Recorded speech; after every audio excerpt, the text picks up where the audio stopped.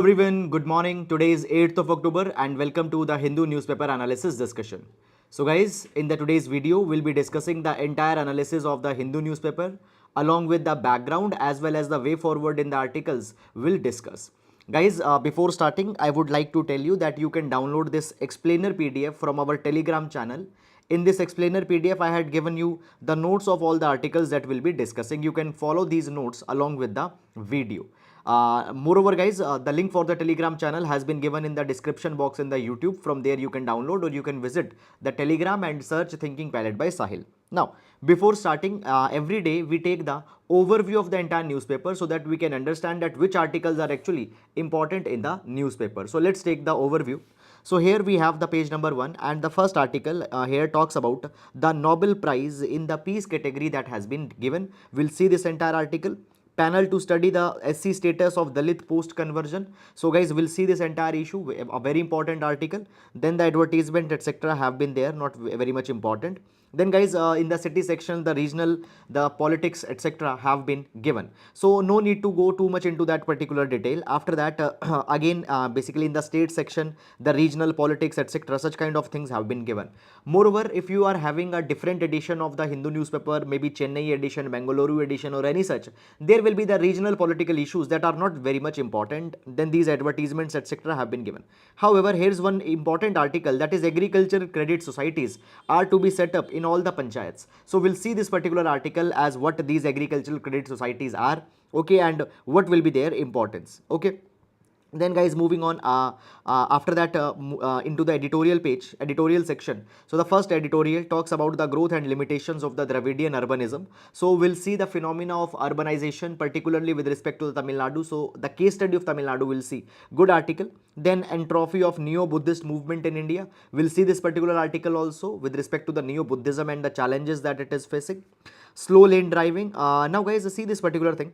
If you are following the newspaper analysis regularly, in the yesterday's newspaper, we have seen this particular thing, that the World Bank had done the projection with respect to the growth rate of India. And World Bank has actually reduced the growth rate projection with respect to the India because of the many of the challenges that the Indian economy right now is facing. Okay, and then it has given some more predictions also into the times to come. Now guys, understand this particular thing, that all the predictions etc. that have been given, they are based on the current performance of the Indian economy. So right now we find this thing, that inflation is very much high, the rupee's performance is not very much good. So therefore all these particular estimates have been given.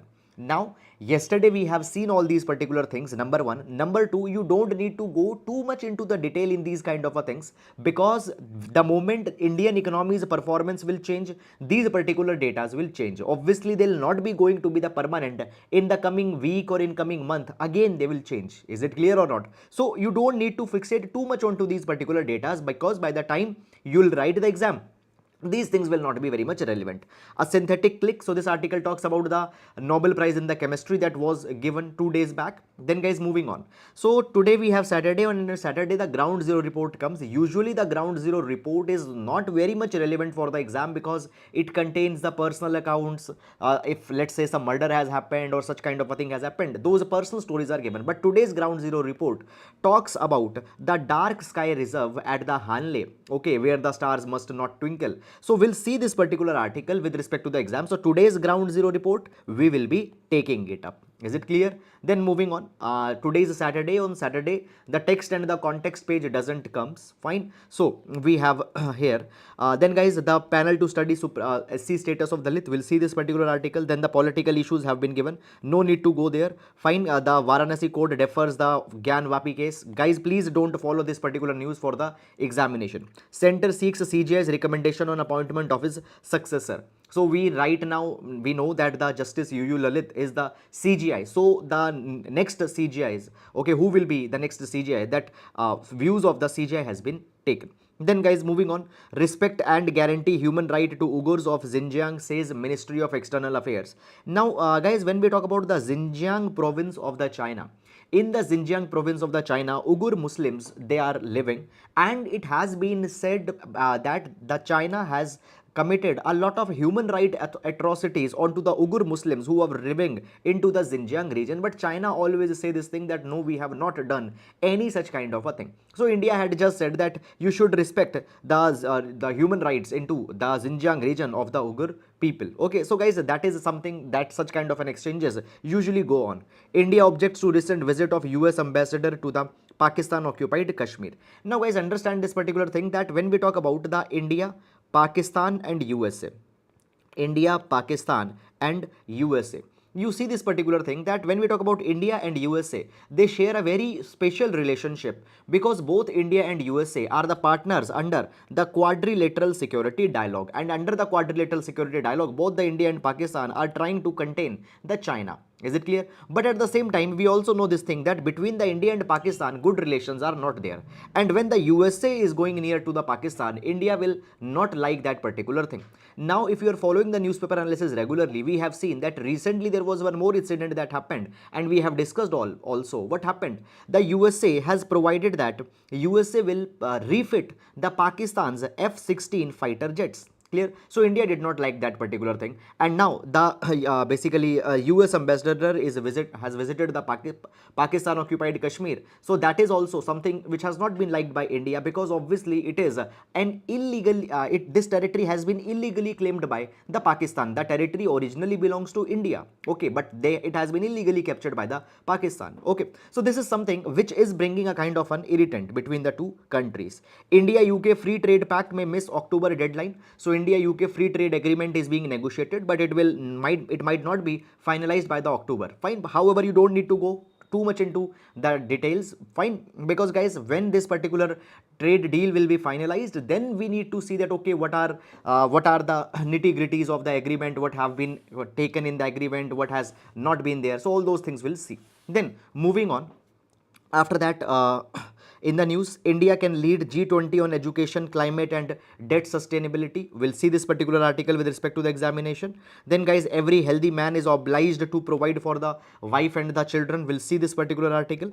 Okay. Then guys, moving on, Ukraine predicts more gains as Putin's general face flak. So Russia-Ukraine article, everyday developments are not important. Fine. We have seen recently that the Ukraine got a little bit success in this war because some of the territories were recaptured. Ahead of midterm elections, Biden pardons Americans for possession of cannabis. Fine, not important article with respect to the examination. Okay, then guys, moving on further, government kicks off IDBI bank disinvestment process. We'll see this particular article with respect to the exam. Then the corporate issues etc. have been given, not very much important.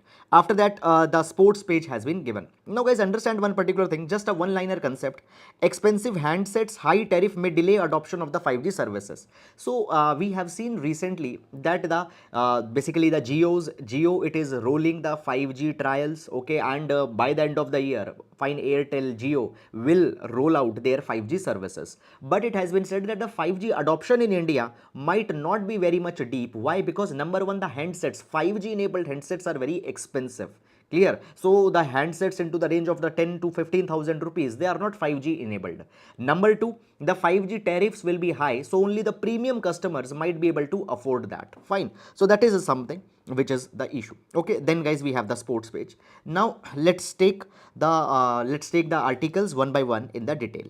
Okay, so first of all, we'll be starting up with the GS quotation, the quotation that can be used in one of the papers. So today we'll take the quotation from Brian Tracy. So Brian Tracy says that courage combined, just a minute. Brian Tracy says that courage combined with integrity is the foundation of character. Okay. Now, when we talk about the good character is the precondition of ethical behavior. It is a precondition of the moral behavior. Fine. And how the good character is formed? Good character is formed by two things. Number one, there needs to be the courage, and number two, there needs to be integrity. So when the courage and integrity will meet, it will automatically bring the good character. Now, what do we mean by courage?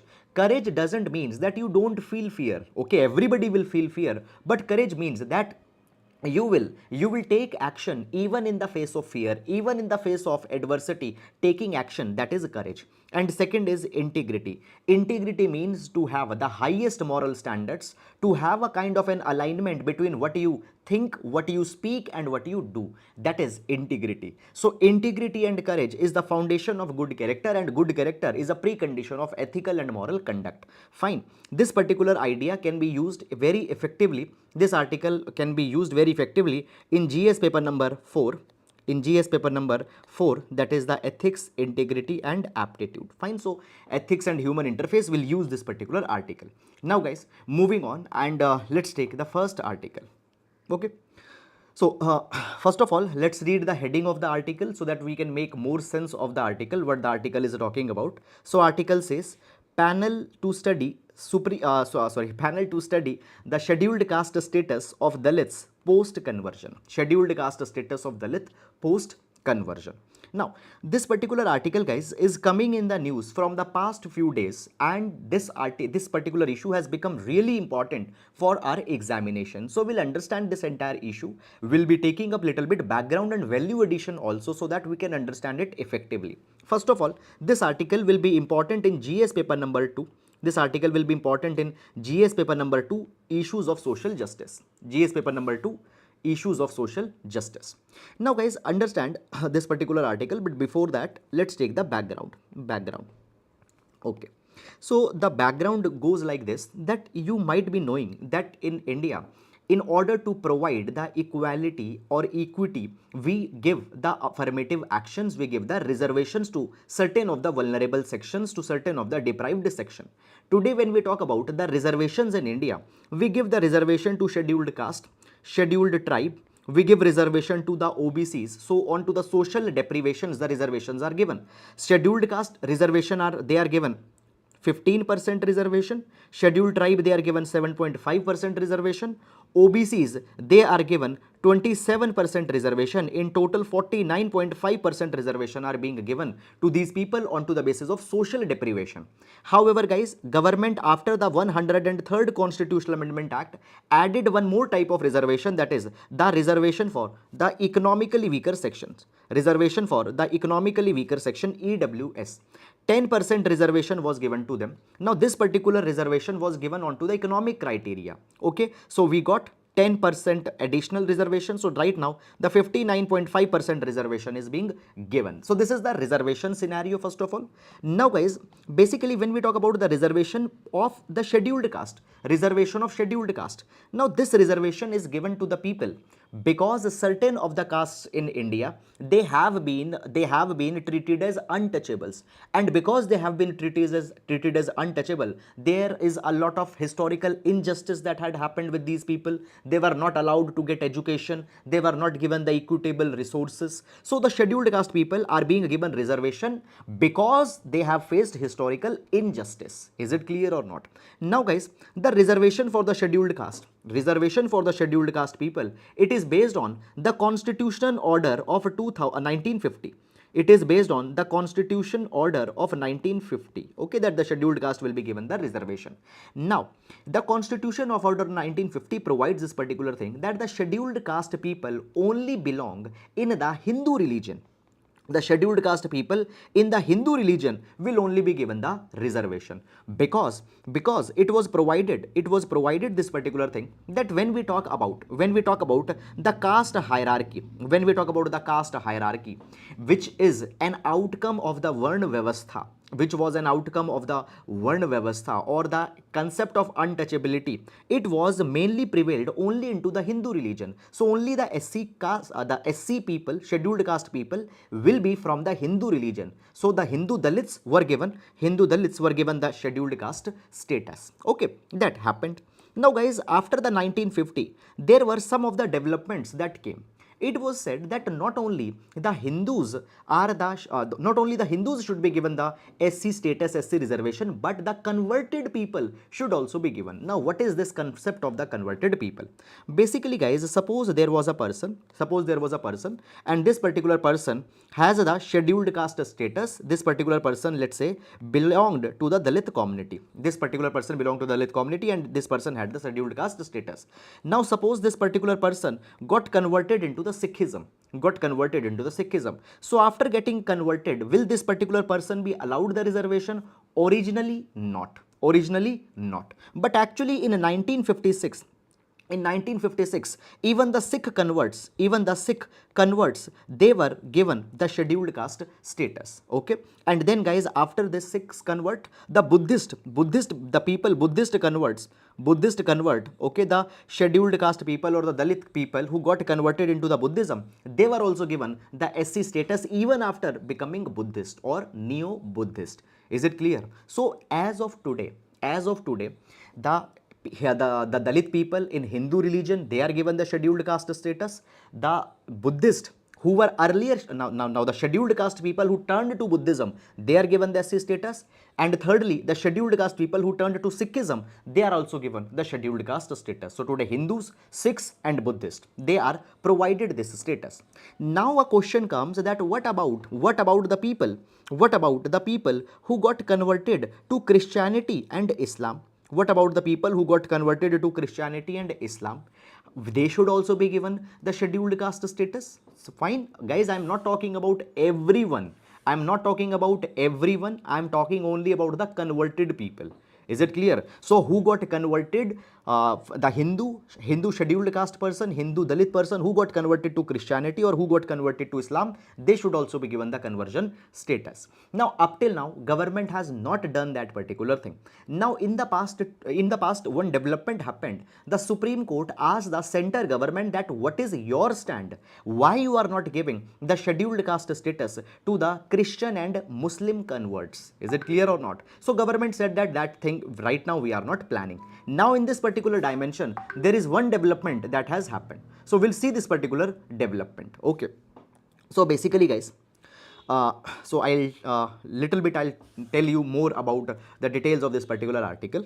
Fine. So I just already told you that the Supreme Court of India, fine, had asked the position of the union government, okay, on the batch of petitions which are challenging the scheduled caste order of 1950, where only the Hindus, Sikhs and Buddhist religion have been recognized as SC till now. Now, just two details, details I want to tell you, which is important for your examination. So basically guys, I told you already that in 1956, Dalit who got converted to Sikhism got included, okay, and actually in 1990, Dalit who got converted to Buddhism, they also got added. So basically they got added onto the basis of a committee that recommended their name. So basically Sikhs, okay, the Sikh people, they got recommended onto the basis of the reports of the Kaka Kelkar Commission in 1955. So Kaka Kelkar Commission gave the report in 1955 and in 1956 they got added. And actually there was another one, that is the high powered panel on minorities, scheduled caste and the scheduled tribe. This high powered panel was constituted in 1983, and this particular panel recommended that the Buddhist should also be, the converted Buddhist should also be given the scheduled caste status, and this particular thing happened in the 1989. Is it clear or not? However, the union government in 2019 rejected the possibility of including the Dalit Christians as the member of SCs. Okay, why the union government has denied that particular thing? First of all, you need to understand. It is because of the fact that the government has given a logic. According to the government, Imperial Order of 1936, which was issued by the colonial government, the Britishers at that point of a time. At that time of also, this question came that whether the Christians should also be given the scheduled caste status or not. So they provided that depressed classes will exclude the Indian Christians from it. So therefore they had said that we are not giving such kind of a status to the Christians. Moreover, the government has given one more justification as well. Fine. Government, what it says? Government says that the religions that are included into the scheduled caste status now, that is the Buddhism as well as the Buddhism as well as the Sikhism, okay, they are the branches of Hinduism only. So they say that the Buddhism and the Sikhism are the branches of Hinduism only. But actually, the Dalit who got converted to Islam and Christianity, they cannot claim at backward, because the Islam and Christianity altogether is a different religion. They are the Abrahamic religion. And in the Abrahamic religions, the inequality, untouchability has not been, it has not existed. So therefore, will not give them. not give them. Okay, so this is the issue that happened. Now the present development. Okay, so this is all the background that has happened. So this is all the background that has happened. Fine. So guys, I hope that first of all you have understood all this particular background information. Now let's come to the present article. So what have happened? Now the union government has constituted a three-member commission of inquiry, which will be headed by the former Chief Justice of India, Justice K.G. Balakrishnan. And this particular commission will see this particular thing, will examine that whether the scheduled caste status can be accorded to Dalit who have over the years converted to other religions, converted to religions other than the Sikhism or Buddhism. Okay, so it simply means that the SC status can be given to the people, to the Dalit who got converted to Christianity, got converted to Islam, as well as any other religion as well, will they be given that status or not? Clear? Moreover, the Department of Social Justice and Empowerment has provided this particular thing, that this commission will also look into the changes an scheduled caste person goes through after converting to another religion. For example, a scheduled caste person got converted to Buddhism, got converted to Sikhism. So what social change will come in the condition of that particular person? Will good social change be coming or not? So that particular thing will also be seen by this particular commission.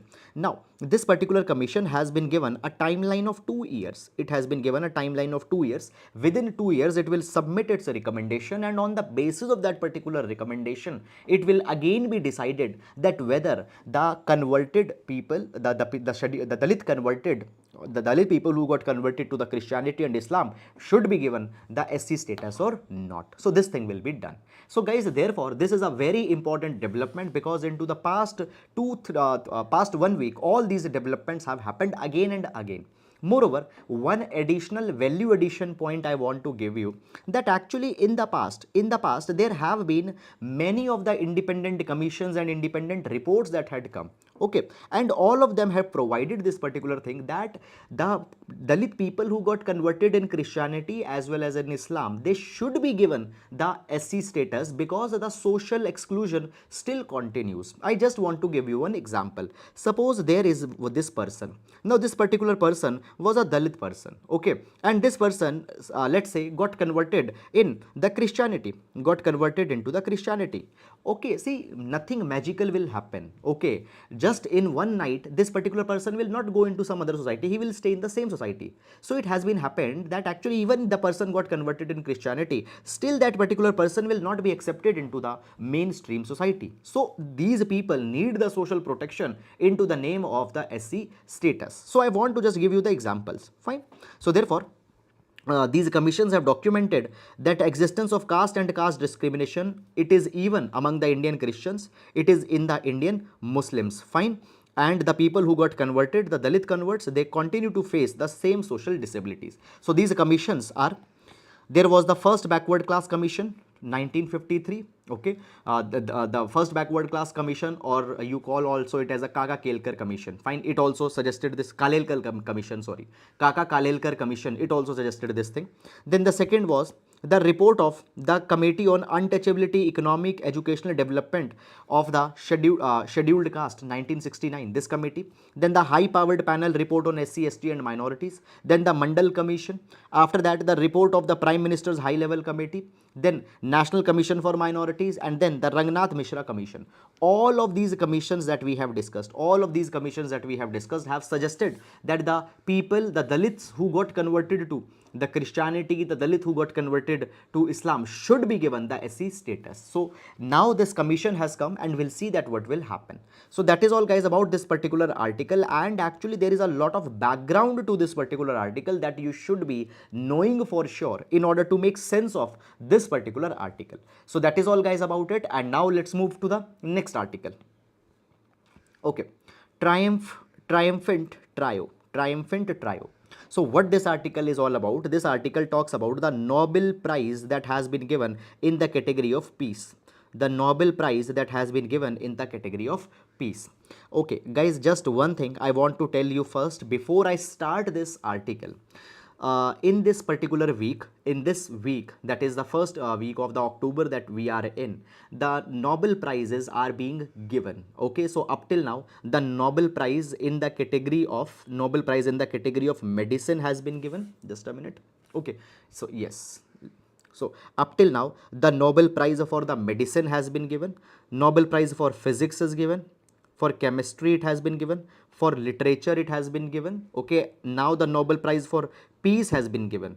Is it clear or not? Nobel Prize for peace has been given. Now there is the Nobel Prize in economics that will be given. Okay, so that economic prize, the Nobel Prize in economics has to be given yet, but all these Nobel Prizes have been given.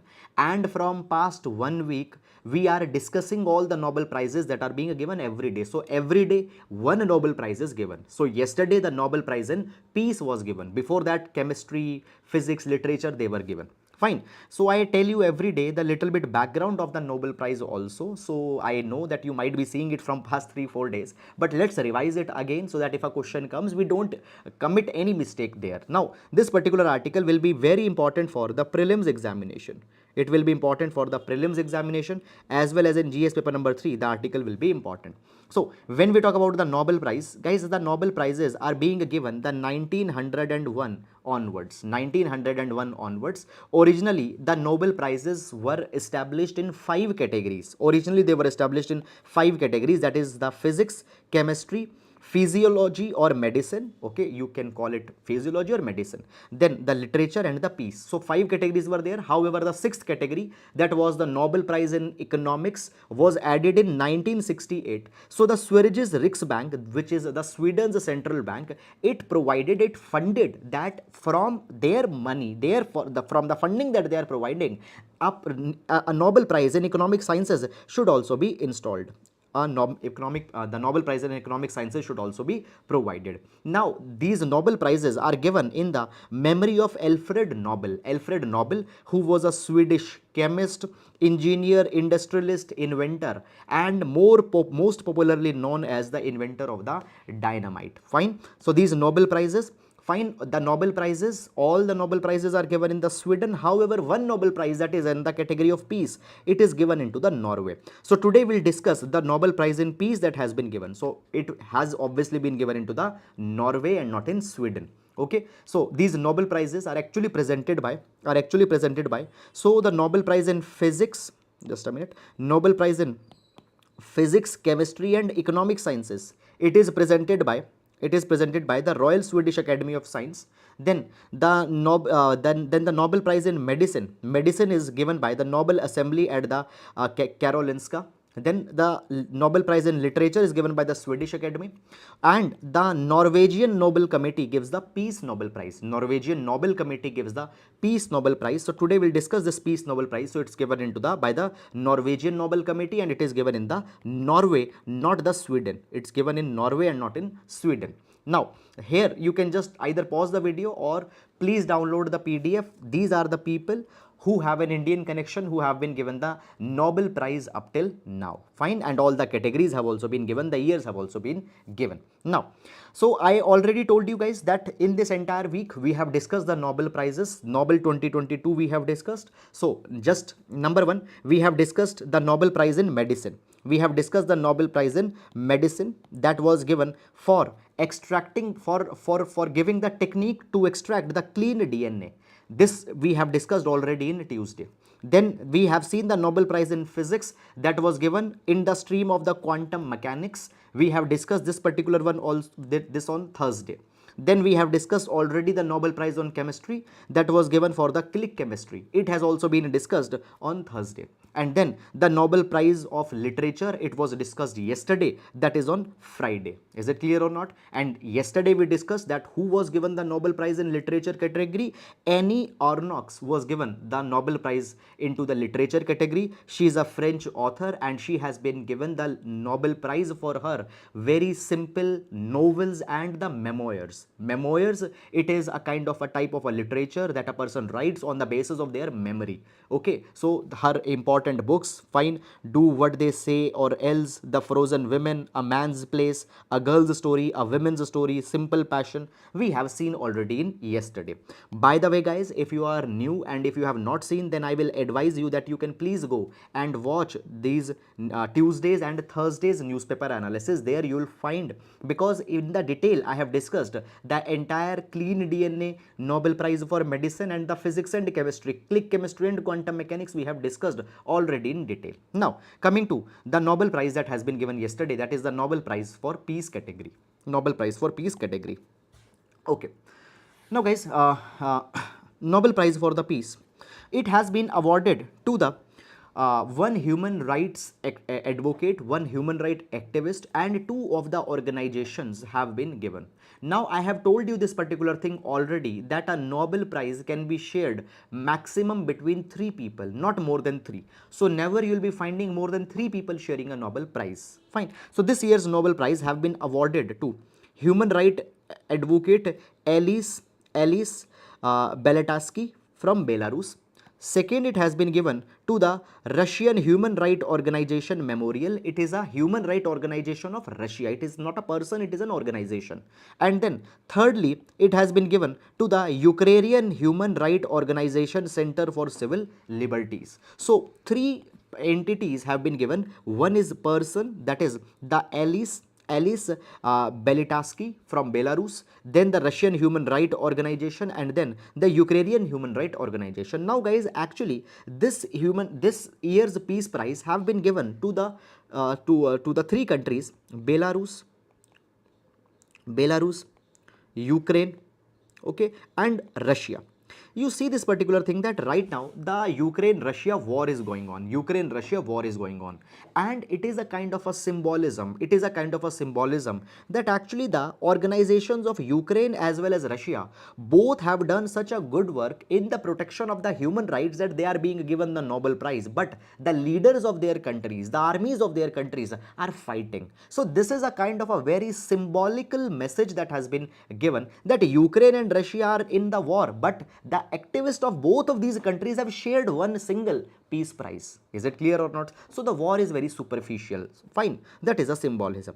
Now guys, when we talk about all these organization of Ukraine and Russia and the Alice Beletatsky of the Belarus who have been given Nobel Prize, they have promoted the right to criticize the power, right to criticize the government, and they have also talked about the protection of the fundamental rights of every citizen. They have made outstanding of efforts to document the war crimes, human right abuses that had happened, find the abuse of power that has happened, and they had demonstrated the significance of civil society for peace and democracy. How a civil society, how the organization of organized individuals, people, citizen is important to bring the peace, to bring the harmony, to bring the democracy in the society. Now, I already told you that as the Nobel Prize has been given jointly to the Belarus, Ukraine and Russia, it is an implicit message that has been sent about the ongoing Russia-Ukraine war. Now, first of all, let's discuss about the Alice Beletatsky. Now, Alice Beletatsky, he was the early initiator of the democracy movement in 1980s in the Belarus. Now guys, the Belarus, okay, right now when we talk about the present day Belarus, according to the media houses, it is the only last standing autocracy. It is only last standing dictatorship. Are you getting it or not? So into the hand of the president, most of the powers have been consolidated. Fine. Now since 1980s, Alice Beletatsky has talked about that the full complete representative democracy should be brought into the Belarus. Fine. After 1991, there was the collapse of the USSR that happened. Okay, and the independent countries emerged, but still in the Belarus, complete independent democracy has not been established. Now for that particular thing, he has been jailed many number of times, and even now he is in jail. Okay, then the Russian Human Rights Organization Memorial. It was established in 1987.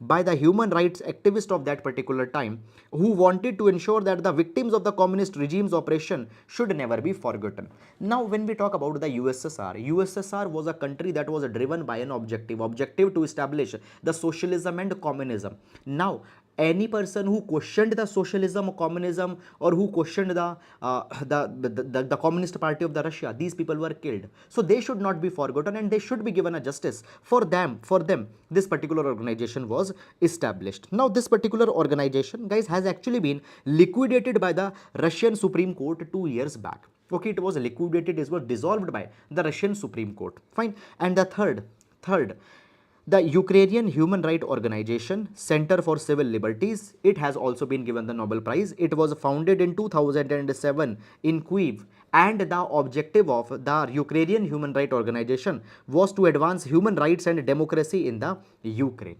Now, after the Russia-Ukraine invasion, after the Russia's war onto the Ukraine that started in 2022, this center, the Center for Civil Liberties, it is engaged to identify and document the Russia's war crimes against the Ukrainian civil population. Now, it has been said that the Russia, it had done lot of war crimes on the women, on the children. So that particular thing now this organization is working for. So therefore, these all three organizations have been given a joint Nobel Prize. So this is a very important one and it holds a symbolic purpose also. So this is all, guys, about the Nobel Prize in the category of peace that has been given. Okay. Already we have discussed the Nobel Prize in Medicine, Physics, Chemistry and Literature into the past 1 week. If you have seen it, very good, not at all a problem. If you have not seen it, please see it. And one thing I am telling you, that now the Nobel Prize in Economics, once it will be given, I'll put a consolidated PDF where all the Nobel Prizes, the people who have been given and what were their contributions. A detailed note I will put just after the Nobel Prize in Economics will be given. Okay. So by tomorrow I will put that particular PDF on the Telegram channel. You can download that Telegram PDF. Okay. Now moving on. Okay. So agricultural credit societies to be set up in all the panchayat, says Shah. Okay, so we'll see this particular development with respect to the GS paper number 3, interventions for infrastructure and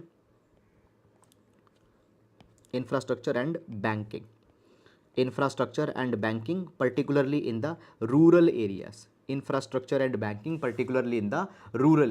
Okay, so GS paper number 3, we'll see that. Now, before going in this particular article, let's take some of the background and value addition.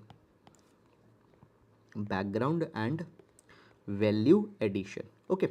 So basically, guys, when we talk about the rural areas, now in India, the farmers, many of the farmers, they are the marginal farmers. They are very small farmers. They have small land holdings. Okay. And many a times they are not able to invest into the inputs in the farms. Okay. So therefore they need money. Now many number of times they go to the money lenders.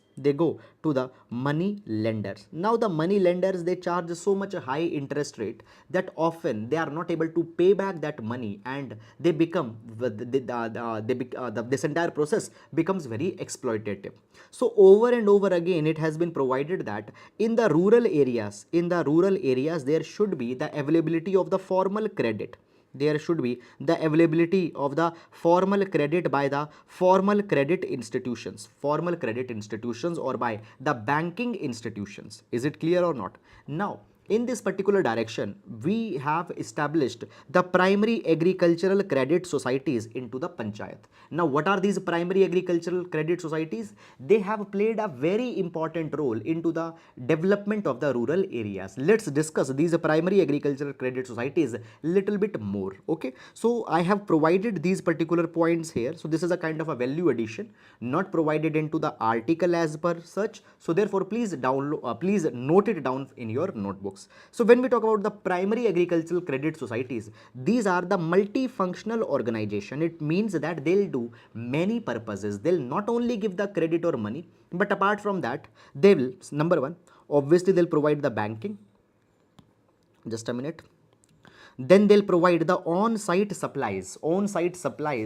What are the on-site supplies? So farmers, they need fertilizer, they need seed, okay, fertilizer, seeds, urea, all such kind of things. So these kind of input can be provided to the farmer by these organizations. They will provide the marketing facilities, consumer goods trading, they will act as a mini banks. Fine, they will also be having the counter to provide them the warehousing services. Now the warehousing services are for the storage of the agricultural produce. Now you see this particular thing, that actually warehousing is a very big issue in India. I'll explain you how. Suppose the wheat harvest has been done. Now around the month of the March, around the month of the late March or April, when the wheat harvest will be done, at that point of a time, suddenly the supply of the wheat in the market will increase, because all the farmers will come to the market to sell their wheat. So therefore the farmers will not get the good price for their wheat. Now in this particular time, if the farmer stores that wheat at some safe place and can come to the market laterwards, then that particular farmer will get a better price, because by that particular time the excess supply of wheat that was there, it will get normalized. Now where the farmer will keep that wheat? Because if the farmer doesn't have the place in the home, if he will store that wheat out in the open, it might be spoiled, it might get rotten because of the rain and all such kind of things. So there needs to be the warehousing facilities, the storage facilities, where such kind of an agricultural produce can be stored. Now the primary agricultural credit societies also provide the warehousing facilities.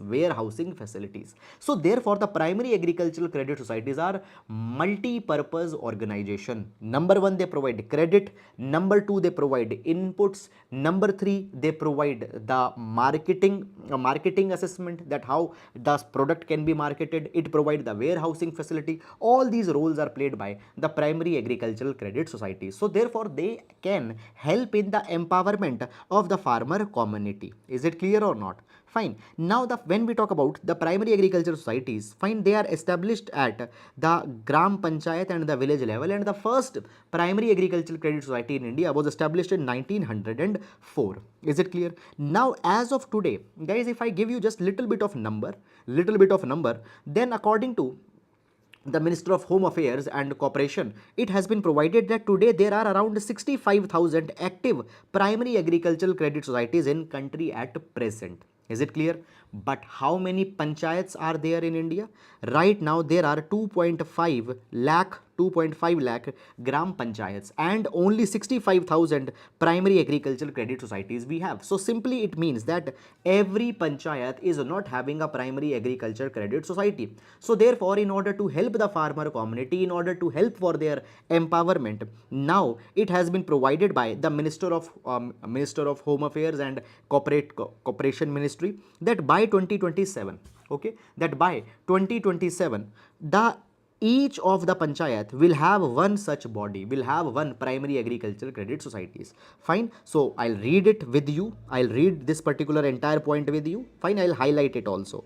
So the minister noted that there are only 65,000 active primary agricultural credit societies in the country at present, and it is imperative, it is important that all the panchayats must have one such body, that is the primary agricultural credit society, by 2027. It will promote the farming, dairying activities at the grassroots level. Okay. Moreover, these kind of primary agricultural credit societies will also carry out some other functions. For example, the storage of the product. I told you that they provide the warehousing facilities. They will also provide the marketing of the dairy and the farm products. Marketing. Now see, marketability is a very important thing. A farmer is producing some, let's say, an organic crop, but he doesn't know that how to market that, how to get the best price for that particular produce. So that technical assistance will also be provided by the primary agricultural credit societies.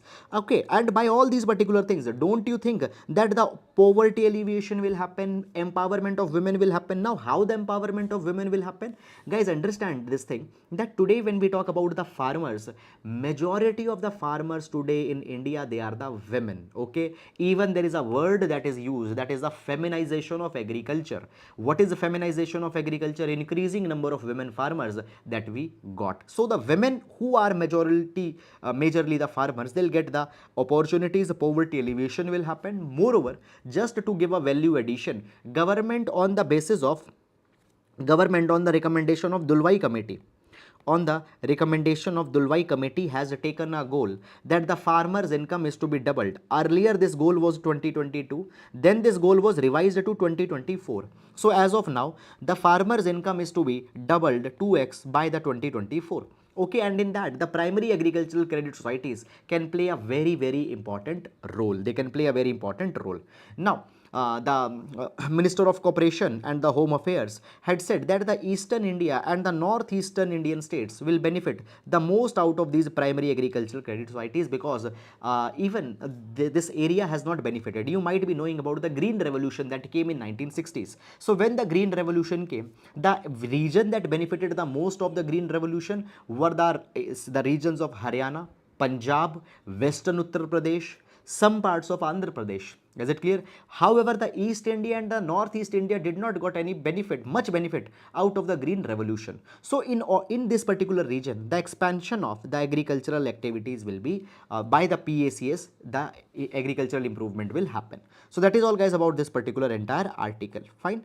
I hope that you have understood this entire issue. Okay. And I believe that this is a very important topic in GS paper number 3, infrastructure, banking, even in the agriculture sector reforms. Even in the agriculture sector reforms, you can use this particular article. Directly this topic has been mentioned in GS paper number 3. Now we'll move to the next article.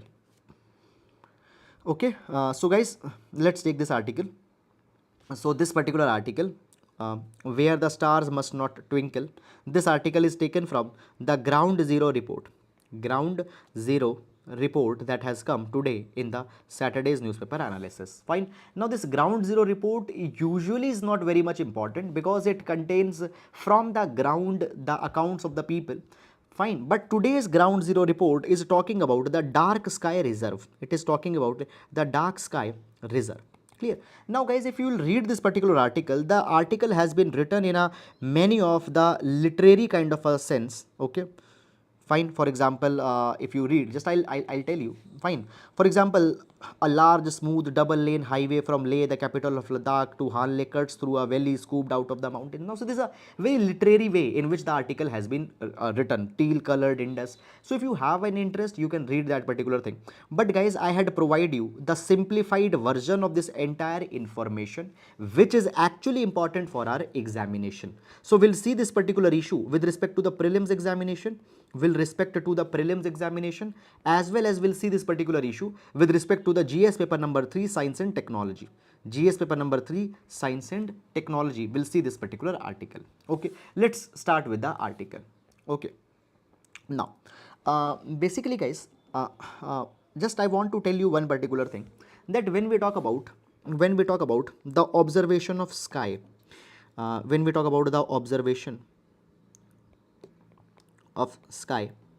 okay, so observation of sky, observation of constellations, the star extraplanetary bodies, comets, meteorites, etc. It is done by the branch of science which is called as astrophysics. So astrophysics, okay, it is the branch of science which deals with the observation of sky, stars, comets, meteors, constellations, other planets, and all these kind of things. And the people who are pursuing the astrophysics, they are called as the astrophysicist. Now for the observation of sky, we need to establish the observatories. Okay, so just a minute, I'll erase it so that you can see it more clearly.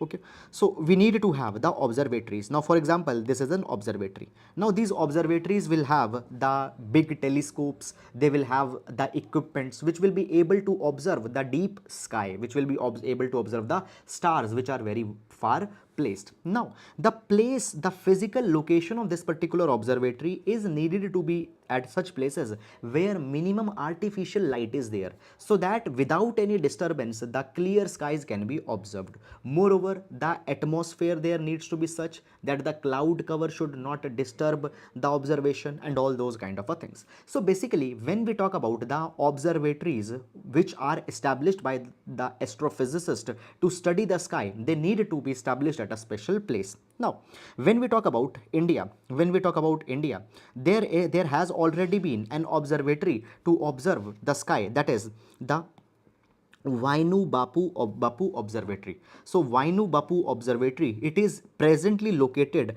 at Kavalur in the Javadi Hills in the Tamil Nadu district. Is it clear?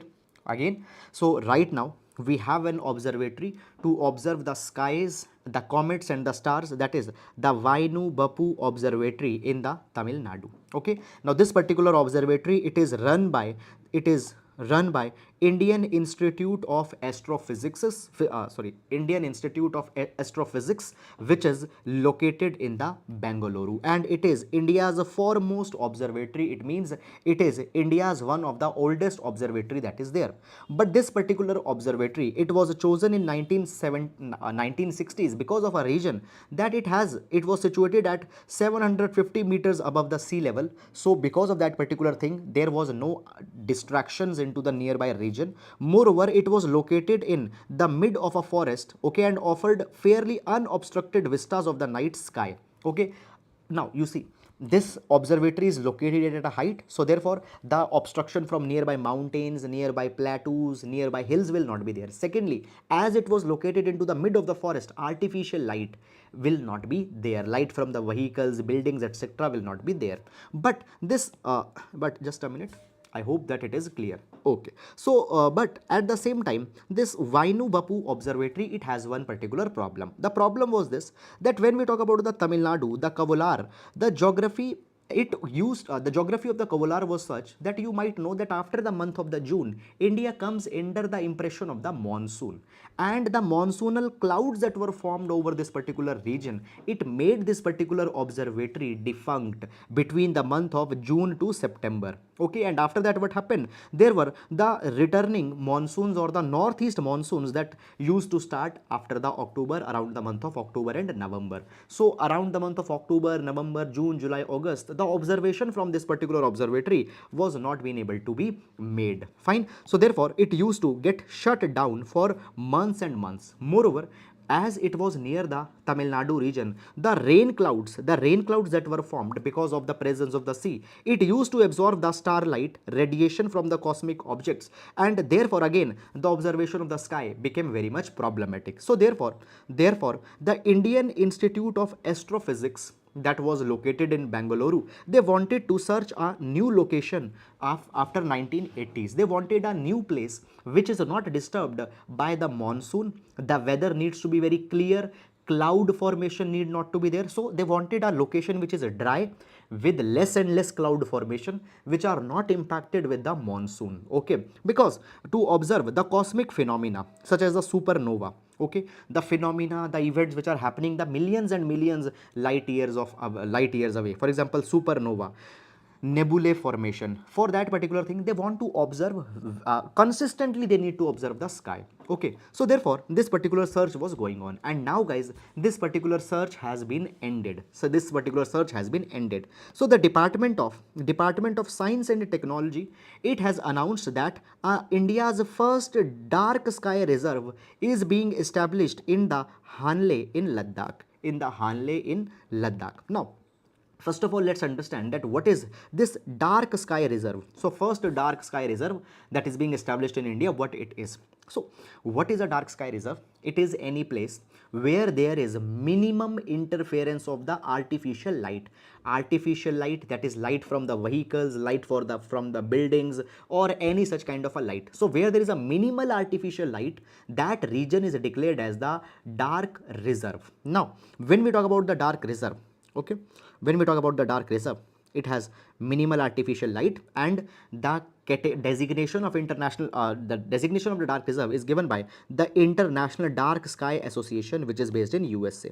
Okay, so this particular designation is given by the International Dark Sky Association, which is based into the USA. Okay, now guys when we talk about it, okay, many of the parks, sanctuaries, reserves have been given this particular status. Okay, and these kind of reserves exist around the world in many countries. These dark sky reserves are existing, which has been recognized by the USA's International Dark Sky Reserve. But up till now, there was no such facility in India. There was no such facility in India, and this first dark sky reserve in the Hanle that has been established. This is the first such kind of a facility, Hanle. Now let's discuss that why the Ladakh has been chosen as a place where such observatory for the observation of sky will be established. Now you see this particular thing. I told you that when we talk about the one of the first observatory, that is the Vainu Bapu observatory, it got obstructed because of the monsoon, because of the cloud formation and all such kind of things. Now Hanle, so Hanle is number 145 meters above the sea level, and at that point of a time there is very thin atmosphere. Now see, as you'll go up and up and up, okay, after a particular level the atmosphere will become very much thin, so the atmospheric disturbances will not be there. Moreover, at that point of a time, basically, if we see the Hanle is a place where there are the night, just a minute, where there is the pristine night sky, there is minimal interference of the by the artificial light. So therefore what will happen, the telescopes will not be impacted by the artificial lights, by the vehicles, etc. Is it clear or not? So number one, when we talk about the cloud formation, it is very much less. Secondly, the region has very less number of artificial light. Thirdly, the monsoonal interference will not be there at this particular place, and therefore already a memorandum of understanding has been signed between the Union Territory Administration, the Ladakh Autonomous Hill Development Council, Leh, and the Indian Institute of Astrophysics, Bengaluru. So they will be establishing the telescope here. Telescope will be established, okay, and it will be declared as a dark sky reserve. Is it clear or not? So by this particular thing, so the cloudless skies, low atmospheric water vapor make it as one of the best sites into the world for the optical, infrared, submillimeter and millimeter wavelengths. Okay, so all these particular wavelengths, again I am repeating, optical, infrared, submillimeter, millimeter wavelengths, they can be observed in this particular region. Is it clear? Now at the same time guys, it has been provided this particular thing that by this particular development there will be a new tourism that will come in this particular region, that is the astrotourism. Okay, now what is this astrotourism? Okay, so the amateurs or the scientists or the ones who observe the night sky, these people will come. Okay, and it has been provided that the Hanle village's economy will get a kind of a boost by the astrotourism that will be started. Okay, and the government has even provided this particular thing that it will give an impetus to such kind of a tourism. But according to me, I don't favor such kind of a thing, because the place Hanle was chosen because there was no artificial light. But guys, the moment tourist will be coming at that particular place, vehicle movement will increase. Obviously there will be the hotels, restaurants, cafes that will come at that particular place, and what will happen, that undisturbed ecology that was there, it will obviously get commercialized and it will get disturbed. So I personally believe that certain of the areas should be maintained in their pristine glory and everything should not be commercialized. Obviously though the local people will get employment, but tourism in the places where which hold a kind of a scientific and ecological relevance, government should explore some other ways out of that particular thing. So that is all about this particular article. However, it is my own personal view. If you don't like it, you may not take it all as well. Fine. Now moving to the next article, the growth and limitations of the Dravidian urbanism. Now this particular article talks about the issue of urbanism, particularly in the state of Tamil Nadu. Okay, so the Tamil Nadu case study has been given in this article. Now we'll discuss this particular article with respect to the GS paper number 1. GS paper number 1, the issues of urbanization. GS paper number 1, the issues of urbanization. Now let's discuss it.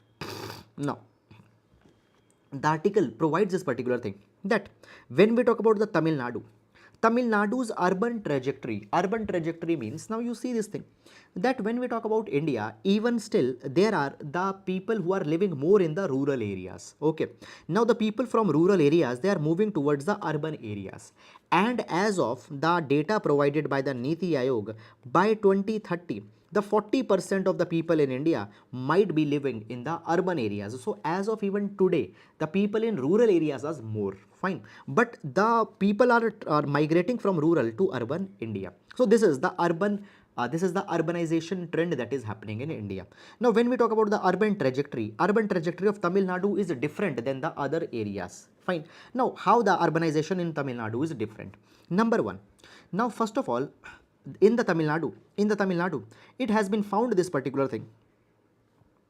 In the Tamil Nadu, it has been found this particular thing, that actually Tamil Nadu has continuously worked on breaking down of traditional caste-based hierarchies. It has helped for the upward mobility of the ordinary people, and they have been made as the agents of the urban transformation.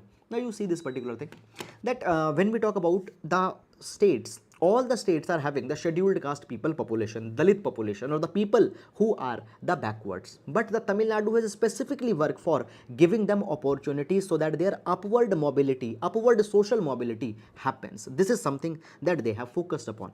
Moreover, the people belonging to the lower caste, they have been developed as the agents of urban transformation. Okay. Secondly, when we talk about the Tamil Nadu's urbanization is more broad based. Okay, yeah, now you see this thing. If we talk about urbanization, what happens in the states, there are one or two urban centers towards which all the people are migrating. For example, when we talk about the Maharashtra, in Maharashtra we have Mumbai, we have Pune, which are the more important places where the migration is happening. But in Tamil Nadu, there are multiple urban centers, fine. Not only there are few metropolitan cities, there are multiple urban centers, and people are migrating towards all the regions. So therefore, what is happening? The concentration of population, it is not very much skewed towards one particular region. Is it clear? So therefore, what had happened? Now you see this thing, that in the Tamil Nadu, they have developed multiple centers, multiple urban centers, and towards all these centers people are moving.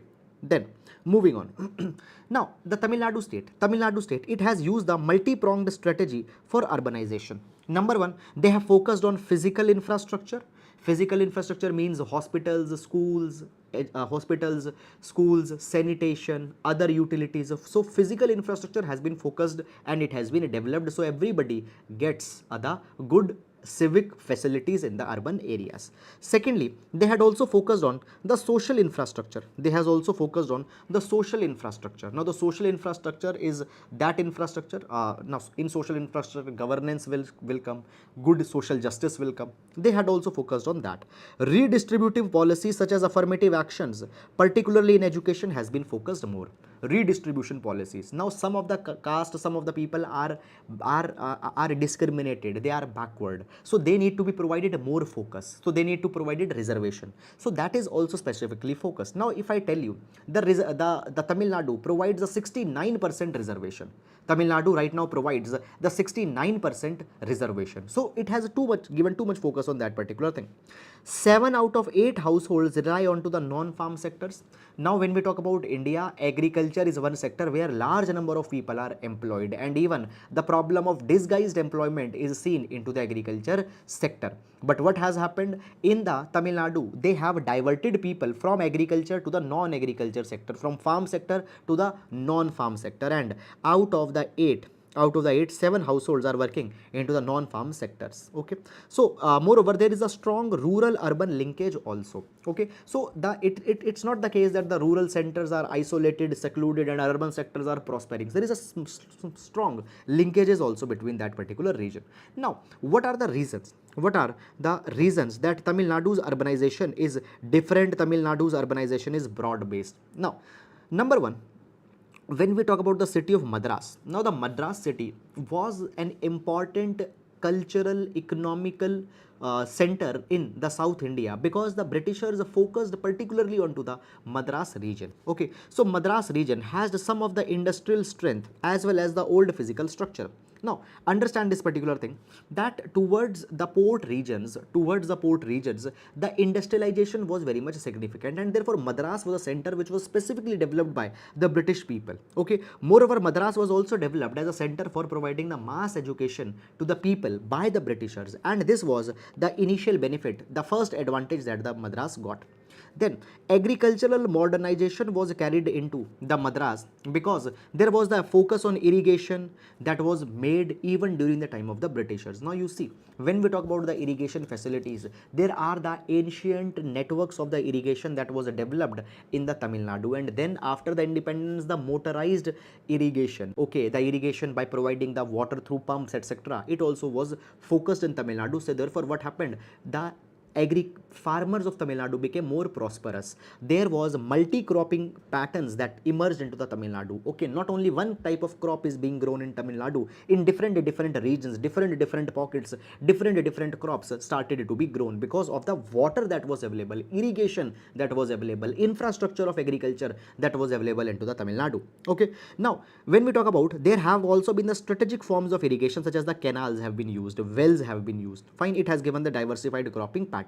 Moreover, not only the water or irrigation is being provided, but once agriculture's harvest has happened, you also need other infrastructure. For example, there is the need of processing facilities, marketing facilities, selling facilities. Okay, so in the agricultural marketing, agricultural selling also, Tamil Nadu has provided the support to their farmers, and some specific towns have emerged as agro towns, which were specialized in some of the agricultural products. So this is the focus of the Tamil Nadu that has happened. Now, moreover, when we talk about the Tamil Nadu, it is provided that actually the skill development and transforming a skill in an economically viable skill, this is something which has happened in Tamil Nadu from such a long time. So according to the anthropologist Jan Philipp, it has been said that the carpenters, the people who do the work of wood, and the blacksmiths, the people who do the work of iron. So carpenters and blacksmiths have become self-made engineers. They have established makeshift repair shops, transport services, and a truck bodybuilding industry. So the carpenters and the blacksmiths, they developed their own factories, they developed on their workshops, and they developed a specific skill to make the body of the trucks. Clear, that is something that they got. So basically it has been provided that the industrial character has been there into the Tamil Nadu, where even the carpenters and ironsmiths organized themselves and developed the truck bodybuilding industry. Moreover, the state of the Tamil Nadu, it has the highest proportion of the Dalit people, highest proportion of the backward caste people, and these people are living into the small towns, and at the same time these people have also become the entrepreneurs. Okay, now in the Tamil Nadu, there is a productivist ethos that prevails. Now what is the productivist ethos? Productivist ethos means that a person's value should be determined onto the basis of the productivity of that particular person. If that particular person is having a utility, that particular person's importance is to be determined, not the caste only. Okay, because see, when majority of people are from one caste, from one particular type of a caste, that is the backward caste, within them now how the people will be judged, they will be judged onto the basis of the productivity that they are giving. So this productivist ethos has been there, and it has broken down the social hierarchies and helped imagine the new social relation. Moreover, the government of Tamil Nadu has also played a very important role, because the public investments, the government has done investment in infrastructure. Okay, it has developed the diverse then there are the diverse actors, capital accumulation happened there. Fine, so now see, first of all, government invested in infrastructure. By that particular thing, economic opportunities came. As the economic opportunities came, the people got revenue. That revenue got turned into capital, and that capital was again reinvested in economy. So this is something that has happened. Now moving on. over the next few decades, this is just after the independence, fine, there was increased recruitment from the backward and the Dalit caste from the small towns, rural areas in the government services. So what have happened? More and more people recruited into the government departments from the more and more people were recruited into the government department from Dalit community. So therefore, over a period of time, the staff into these particular offices became, they were also from the backward class, so they became responsive for the other fellow backward people, they became responsive to the needs of the other fellow backward people. So therefore, the aspirations of marginalized people have been catered to, the people belonging to backward caste, they have not been ignored. Then post 1991, you know this particular thing, that the liberalization came in India, and the liberalization, it has benefited the manufacturing industries, particularly the manufacturing industries, the textile industries, leather industries, IT industries in the Tamil Nadu. They take the maximum benefit out of it because the government was also very much visionary. Okay, and by that particular thing, the technical education, fine, has boomed. The reservation for middle and lower caste was already being given. So what happened? Number one, the lower caste have been given reservation, and the education is now orienting towards the technical education, and economic opportunities are also there because of the LPG reforms that had come. So all this particular thing provided higher growth to the Tamil Nadu. Okay, now even, but at the same time, poverty has now been urbanized also in Tamil Nadu. So as more and more rural people have moved to the urban areas, the poverty is also now concentrated in Tamil Nadu, with new precarious jobs created largely in informal sector. Even Tamil Nadu has its own problem, that when the jobs are being created today, many of them are being created in informal sector. So number one, Tamil Nadu's problem is that the poverty got urbanized. Okay, secondly, the jobs that got created, many of them got created in informal sector. Now the informal sector jobs are actually less paying. Is it clear? Informal sector jobs are less secure, social security benefits are not there in the informal sector jobs. So that is something that has happened, fine. So that is all guys about this particular article, and now we'll move to the next article. The atrophy of the neo-Buddhist movement in India.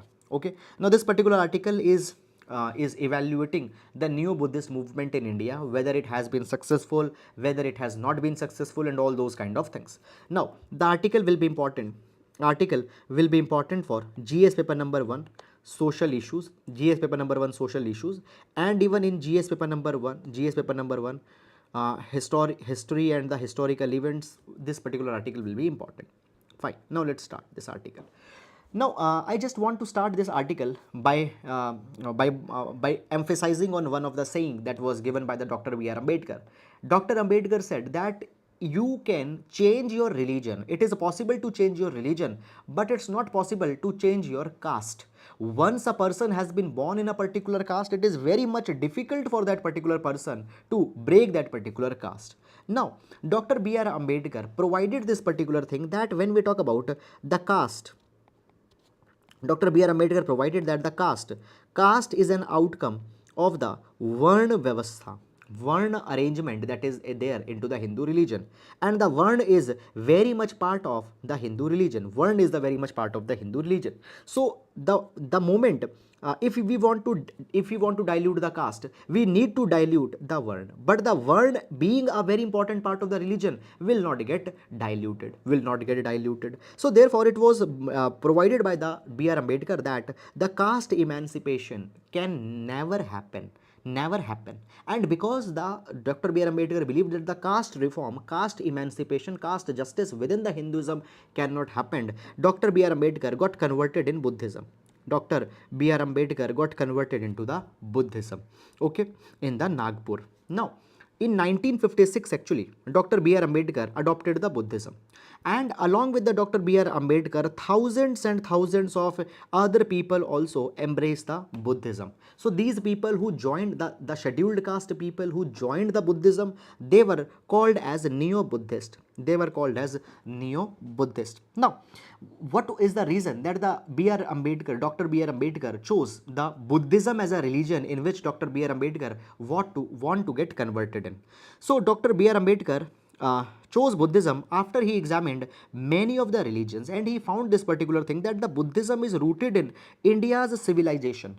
Buddhism is actually based on ethical value system where the social hierarchies are not existing, where everybody is treated as equal, where nobody is inferior, nobody is superior. So because of that particular equality that is focused in Buddhism, Buddhism is a religion in which the people from the Dalit community will not be mistreated. This was a belief, and Dr. B.R. Ambedkar got converted.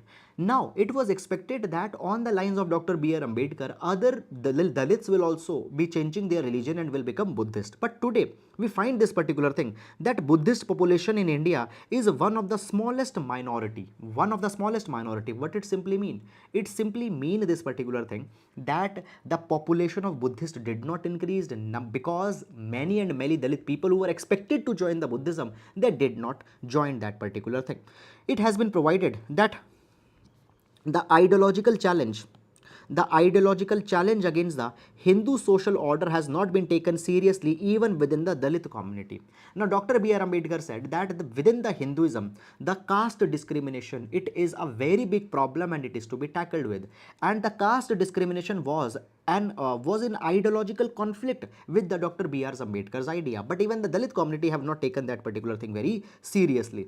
Today, when we talk about the Buddhist in India, Neo-Buddhist in India, a large majority, around 80% of Buddhist, they are in the state of Maharashtra. So I told you, as the Dr. B.R. Ambedkar converted to the Buddhism in Nagpur, fine, in Maharashtra. So only in Maharashtra that particular wave has been significant. Today, the Neo-Buddhist, they have established the social institutions, educational institutions, cultural movements they have started, popular public festivals they have also organized to make Buddhism a viable force.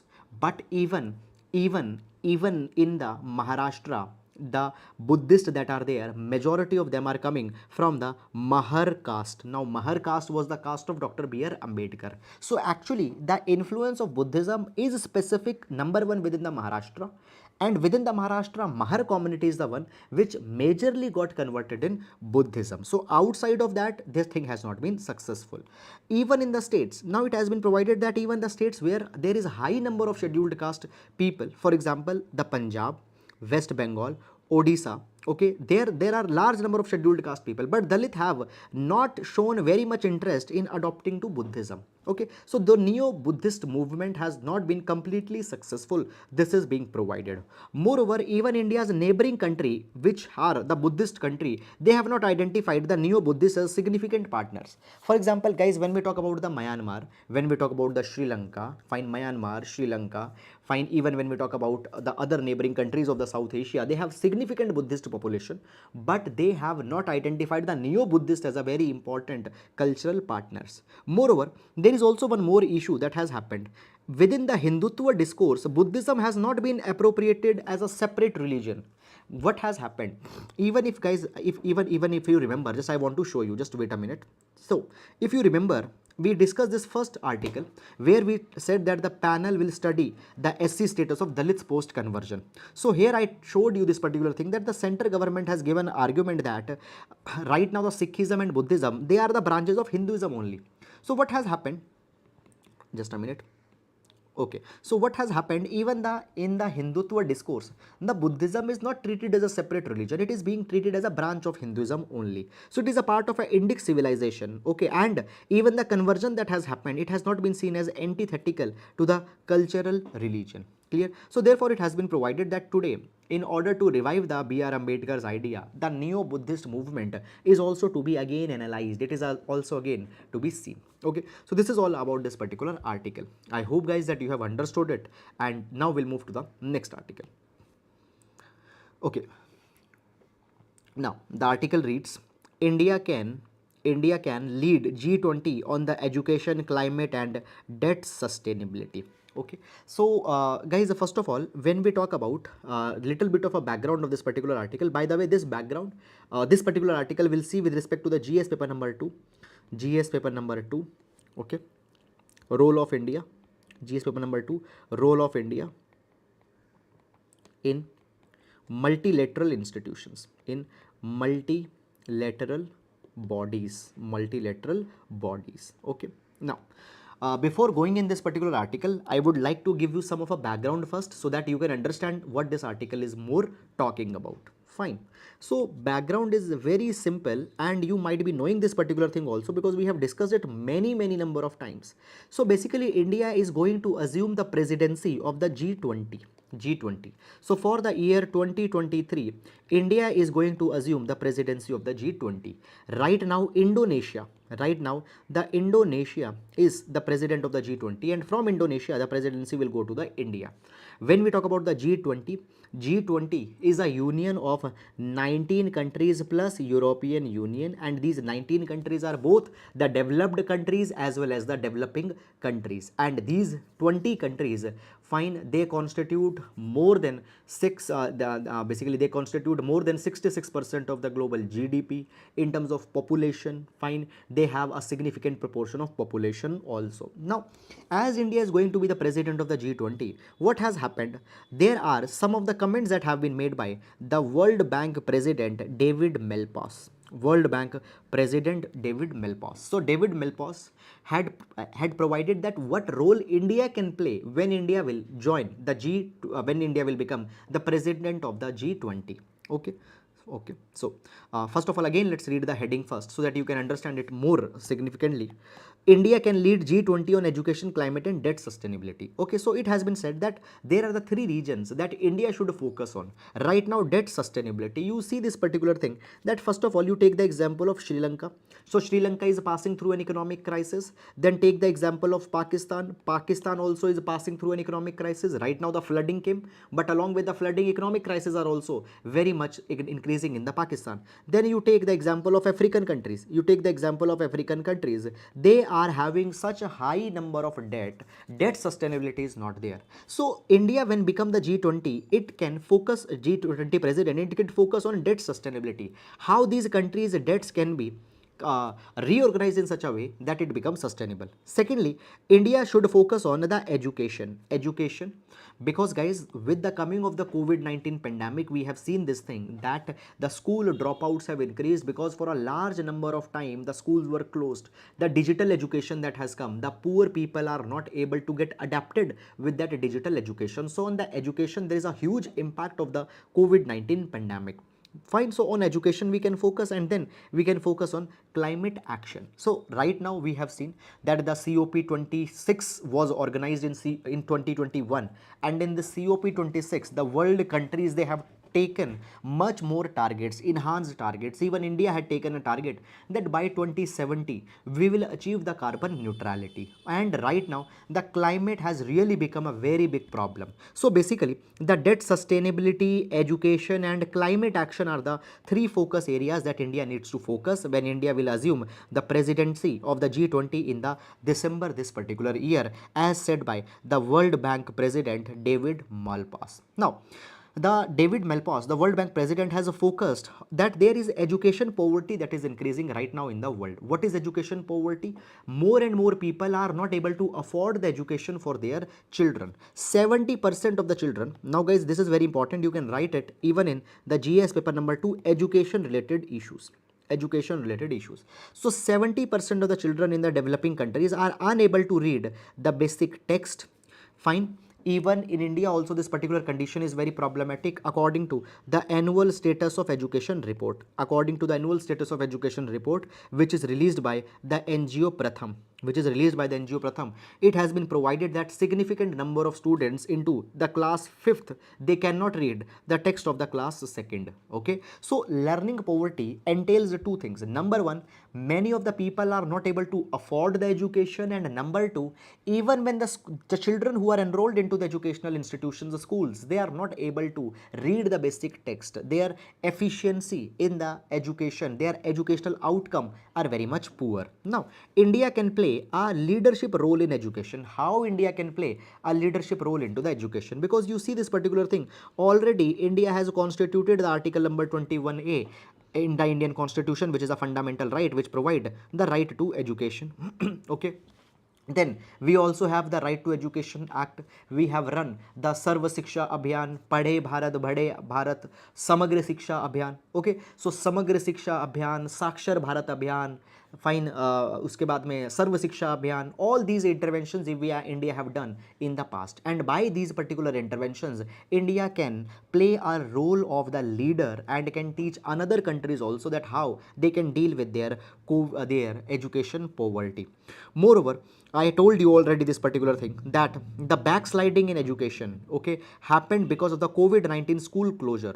Now the children have also lost the interest, fine, in the education, because they are not able to keep up in their class. Okay. Moreover, G20 is a big opportunity that India can become a leader onto the global scale. So this is all the prospects that India can, all these are all the opportunities that India can play at the G20's presidentship. So that is all guys about this particular article. I hope that you have understood it, and this is a very very good article with respect to our UPSC examination. Now you see this particular thing. Now many number of times the UPSC asks your opinion on some of the crucial things, that how the India can emerge a leader. So these are the three things which Indian leadership should focus upon. Now we'll move to the next article. Okay. So this article guys will be important for the Indian economy. Indian economy privatization. Indian economy issues of privatization. We'll see this particular article. Now, first of all, let's read the heading of the article and then we'll see what the article is talking about. So, government kicks off IDBI bank disinvestment process. Government kicks off IDBI bank disinvestment process. So basically guys, when we talk about the IDBI, IDBI stands for Industrial Development Bank of India. And as of today, the majority shareholder in the IDBI are the Government of India and LIC. So when we talk about the major shareholding in IDBI, okay, when we talk about the major shareholding in IDBI, so LIC, Life Insurance Corporation, it holds 49.24% of the share of the IDBI. Then the government holds 45.84% share of the IDBI. And then the public shareholders, they just hold the 5.28% share of the IDBI. So we can say this particular thing, that the government today is the majority shareholder in the IDBI. Government today is the majority shareholder in the IDBI. Now, over the past few months, government had said this particular thing, that government will go for privatization. Privatization means that government will go for the disinvestment. Now, government has decided that they will offload their share. First of all, the government has provided that the government of India will sell 30.48% of its stake in the bank, and the LIC will sell 30.24% share into the IDBI. So in total 60.72% share of the IDBI will be disinvested. It will be sold to the private player. So you can see this particular thing. Just a minute.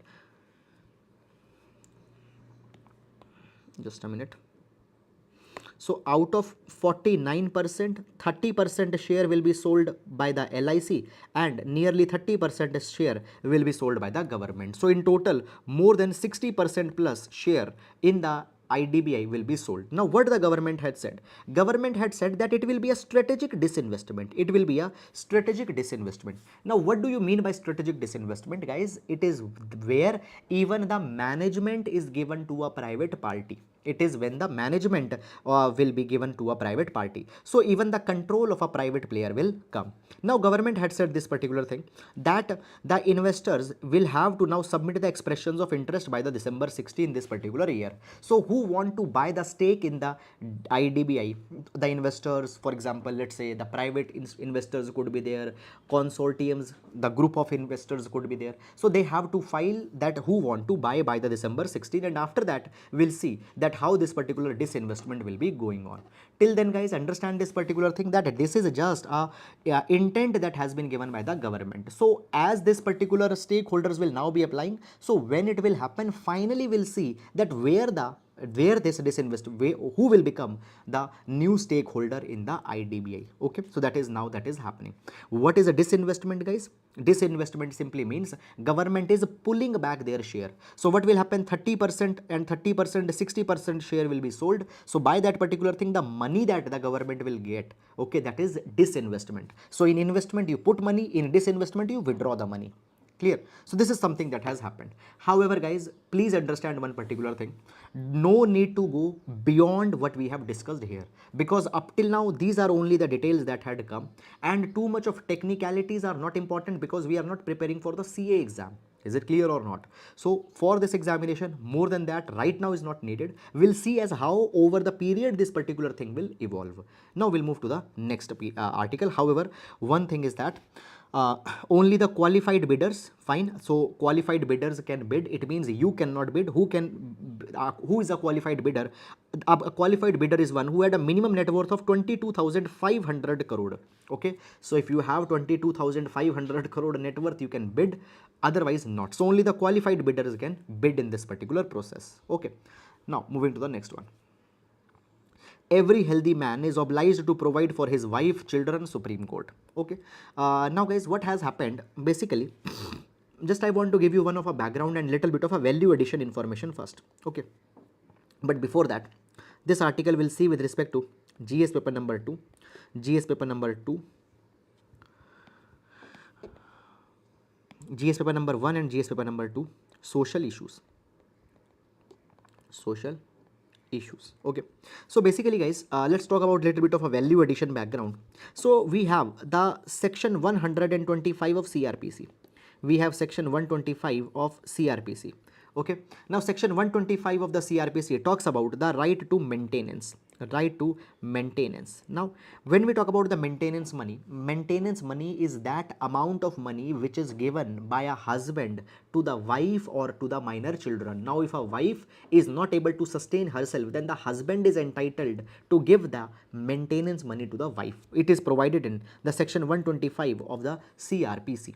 Now, in this particular direction, the Supreme Court has provided that a healthy man, fine, is obliged to provide through legal means, even by physical labor, for his wife and minor children. It has been provided that it is a basic dimension, basic canon of law, and it is a sacrosanct. Sacrosanct means something which is a pavitra.